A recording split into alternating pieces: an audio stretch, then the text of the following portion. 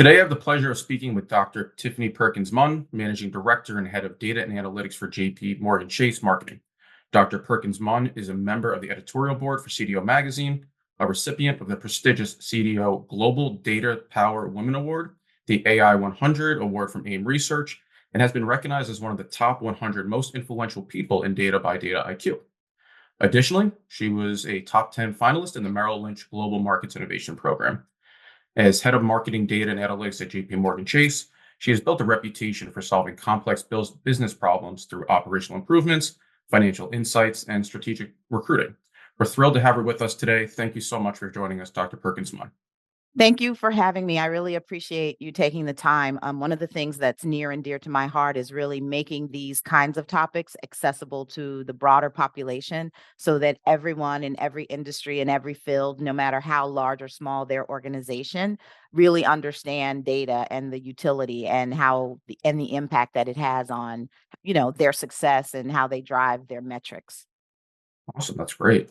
And I guess kind of just going into it, right? We've previously discussed how Gen AI is serving as the catalyst to finally solve the data challenge. The data challenge being something we're all aware of, as you mentioned, for as long as memory served, but now it's really imperative for it to start, imperative for us to solve it. Yeah. So today, I'd like to start to focus on the commitment in solving data challenge that you mentioned and the why. So where do we get started? Steps to clean up, maintain accessibility, and then we can kind of roll into AI, right? So just question one, can you please share your perspective on the impact AI has had on the need for data cleansing and what obstacles are typically faced when trying to pair an AI initiative with data Yeah. management practices?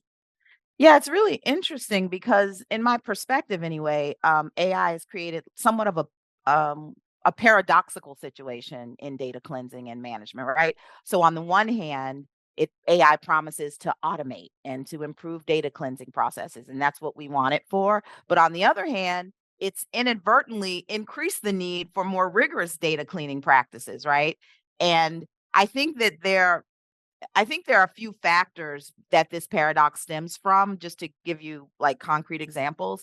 There's data need versus data quality. So as most people know, AI models, especially deep learning algorithms, require vast amounts of data to perform effectively, right? So, but what this has created is this idea or this need for people to collect everything, right? So we have this mentality in some organizations, but the sheer volume and velocity of data collected often compromises its quality, right? And that necessitates more intensive cleaning efforts. So that's one issue, one paradox.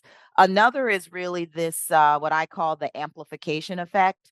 Like AI models can amplify small errors or biases present in training data. So what might have been a minor data quality issue in traditional analytics can become a huge or significant problem when it's fed into an AI system. So that magnifies the importance of thorough data cleaning, obviously. And then the last thing, which I think people need to understand, is that complexity breeds obscurity. So as AI systems become more complex, it becomes harder to trace the impact of data quality issues on outputs. And that kind of opacity increases the need for preventative data cleansing, because post hoc error detection becomes more challenging. So I would say that's the paradox of the situation. I'm happy to talk about innovative approaches to reconciliation if that's something you'd like to talk about here. Yeah, I mean, I definitely think it is. I mean, what we see a lot of is or as we understand it, it seems like everybody kind of just grew data without a true strategy or plan. And then Yep. we hit this inflection point that you're speaking about where it's like, okay, Yes. so now what do we do with it? Yes. So that, now it's like, okay, we've got, this database, Snowflakes, Databricks, whatever it is. And now it's like, I constantly talk to people. I don't know what to do. These systems don't talk, right? Yeah. So yeah, if you could talk through that approach, that'd be very interesting. Yeah, I mean, just in terms of what I've seen across the street, I think there are several things that you can do to kind of reconcile those paradoxes that we were just talking about. One key one, though, is AI driven data governance. So, developing AI systems that can dynamically adjust data governance rules based on evolving needs of the AI models and whatever they're obviously shifting regulatory landscapes as well. Um, so, AI data governance processes is really key. Another one is really continuous data quality monitoring. It sounds like, yeah, of course. But the key is, how do you implement real time data quality assessment systems that can actually detect and flag issues as they emerge in AI driven processes, right? So that's Absolutely. like the holy grail. And then there's federated learning for data management. So you want to explore federated learning approaches that allow AI models to learn from distributed data sets without centralizing them, because that might potentially ease some of the management burden. So that's just a few of the reconciliations issue challenges or processes that I've seen, approaches that I've seen to reconciliation. Well, especially number two, I think your second point there is interesting because we'll talk to firms and they do one big data cleansing, lifting Mm-hmm. all this money, all these resources, and then they go back to doing what they were doing, and then Yep. that same vendor is in there 17 times. And it's like, Yes. well, it doesn't really solve the problem if you solve it once and then you just go back to doing what you were doing.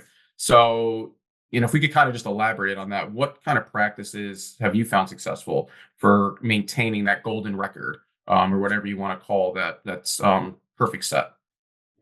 Um, Maintaining the perfect set of data. Yeah, once you've cleansed it, let's say, like, just maintaining that high quality.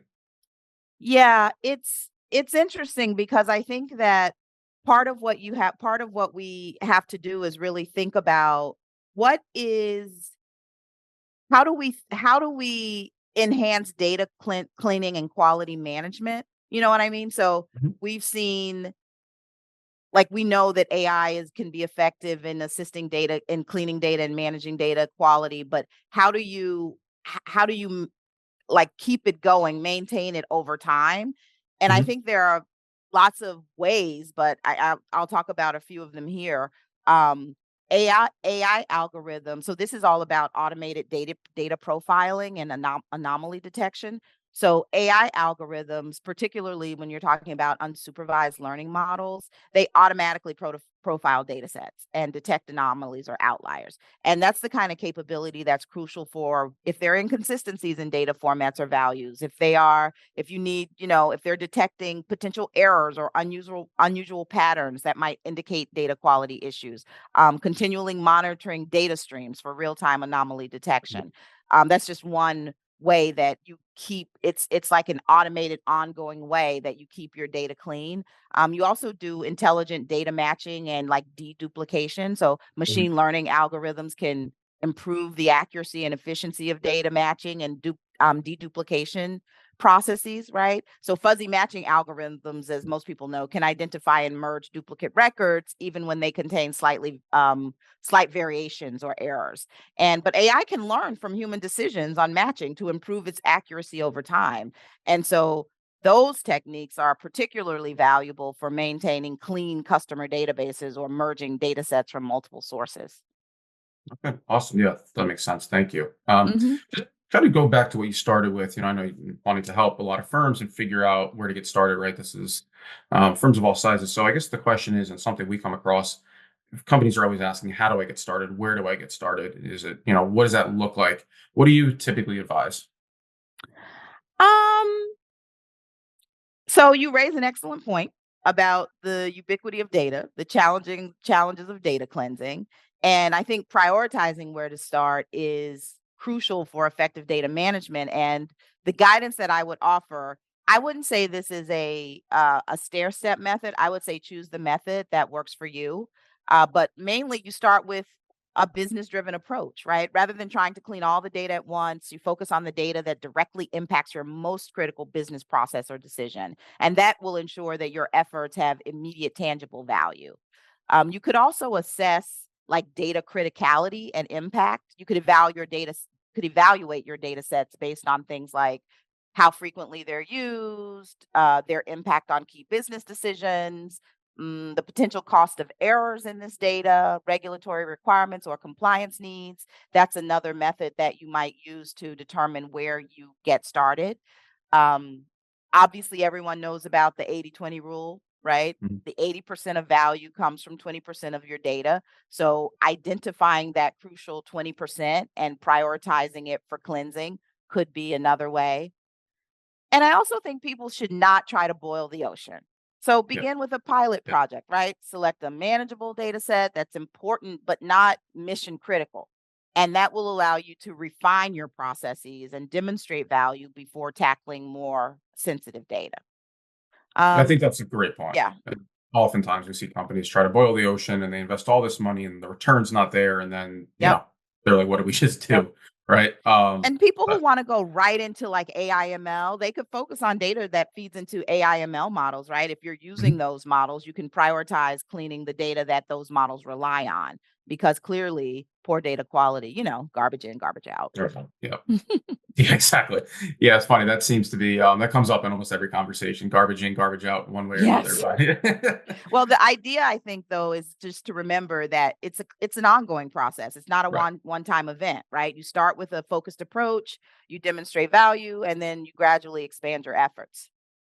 Right, because I think that's an interesting part of this, at least from our experience. There's a lot of internal marketing that has to go on with using these AI tools and ML and all this kind of stuff, right? So you have to prove value up the ladder. So to your point, I think it's critical. Find that right use case, start Yes. small, prove it works, and then get the buy-in internally. Because when you try to do it all at once, it's too much, it's too big of a bite. Yep. So I'm going to move on to the next question here. So Yeah, sure. preparing and blending data from diverse sources is critical for accurate and wholesome customer insights. Could you please shed some light on some of the internal or external sources organizations typically encounter? Yeah, but there's an extensive list. But Right. but I'll just give you some of the examples that I've come across kind of over the course of my career. And the Sure. the most obvious internal data sources are obviously like customer relationship management data, like Mhm. CRM Right. systems, like contact information, purchase history, customer service interactions, sales pipeline data.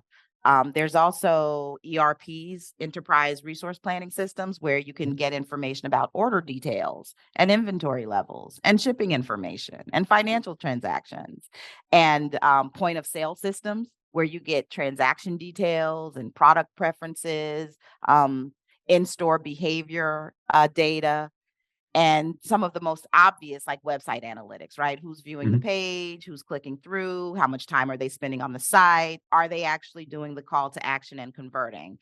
Same idea with mobile app data usage. Are people engaging with the app? Are they doing in-app purchases? What features are they using and how are they using them? Customer support logs, like call in, people call Mhm. in, there are support ticket details, there are chat logs, there are call center recordings. There's our old faithful email, obviously, like Right. open rates and click-through rates and Mhm. subscription preferences. Many firms and organizations obviously have loyalty programs. So how are people accruing points? How are they redeeming? What are some of the member preferences, program engagement levels, uh, their feedback surveys, like It's a customer pretty good list you got satisfaction. going. I know, right? Great list. I'm like, she just keeps going. Like, Customer satisfaction Mm. surveys, net promoter score, which everyone's big into, product feedback, like how, Right. so I think that's a pretty good list for That's internal sources. way bigger list than I was expecting. Well done, you. I So couldn't believe they kept coming to me. I was shocked. Um, And then some of the external sources, well, they're the obvious ones, like the social media platforms. How often is the brand mentioned? Um, it's like sentiment analysis, user generated content. Are you engaging with influencers? Lots of different third party, research. Like there are those industry like reports or competitor analysis or information on on market trends. Um, Public records like census data, property records, business registrations, things like that, which brings me to information like credit bureaus, credit scores, financial history, debt levels, weather data, geolocation data, economic indicators, like GDP growth, unemployment, consumer price. I think just thinking broadly, like, news and media, um, government open data, like public health statistics or transportation data. I think, though, I say all of that to say that there are, without being exhaustive, that there are a myriad of sort of internal and external data that you can use, and you have to be creative about it. Now, will all of that data speak specifically to your customers? You never know, right? Because there are challenges in blending all of that data. Things like data format inconsistencies is or how often is the data updated? If you get external data and one set of data is updated quarterly and the other set of data is updated yearly, you're going to have discrepancies. Um, I think there are also different privacy, which is a big issue in the data space. Obviously, privacy and compliance concerns with bringing Yep. in these data, these different data sets. Um, there's also, which I think is a common issue that a lot of people tackle, which is how do you blend structured and unstructured data, right? How do you Yeah. handle real time and batch data? And how do you this is the holy grail, obviously. You have information, let's say on one person. I have all this information, David, that I just mentioned on you, internal and external. And half of the information has it has conflicting Yep. data. How Right. do I even resolve that across those different sources? So, like blending, there are all these data sources, but blending it, requires sort of really robust data integration strategies. You have to have advanced analytic capabilities and really a clear understanding of data privacy regulations and ethical considerations. Thank you, Dr. Perkins-Munn, for joining me today and sharing your very valuable insights. Look forward to catching up with you soon. Hopefully, we talk in the near future. And thank you to everyone who listened to our discussion today. To learn more about Lydonia, please visit lydonia.ai. And for more interviews like this one, please visit cdomagazine.tech. Thank you all so much, and we'll see you soon. Thank you.